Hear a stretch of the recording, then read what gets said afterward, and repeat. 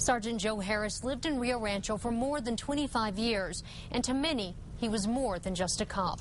News 13's Dave Bowman has more. Little League coach, drug education officer in schools, good neighbor, good friend. Those who knew Joe Harris already miss a man who did so much for their community. In this neighborhood, Joe Harris rarely drove a straight path to work. He would also come off of some of the side streets, and I could tell that he'd been patrolling the neighborhood. Neighbor Judy Walker remembers seeing Joe's cruiser pass by every morning. And that's how I knew that he wasn't just leaving right for work. He was keeping an eye on us. Which is why in this tight-knit neighborhood, Joe Harris was more than a friend. He was their security blanket. It was a really nice feeling to know that he was watching out for all of us. And now, neighbors and friends wonder who'll watch out for them now.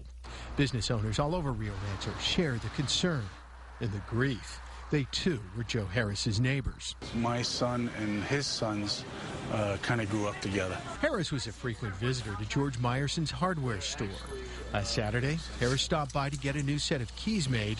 During most visits, the sergeant dispensed crime-fighting advice. He always had great ideas, and he would come in and tell us what he thought that we should be doing to be more safe.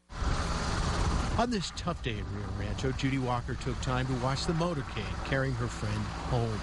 It's really hard to see this. The hardest part, watching the white hearse pass by. I just saw him a few days ago, and he smiled and waved, and he's really gone, and he's not going to be my neighbor anymore. One of his best friends on the force says because of Joe Harris, fewer kids turn to drugs. And Rio Rancho neighborhoods are safer places. In fact, those who close to Joe Harris call him irreplaceable. Jess? Okay, Dave Harris worked as a law enforcement officer most of his career, but was also trained to work as a firefighter and a paramedic.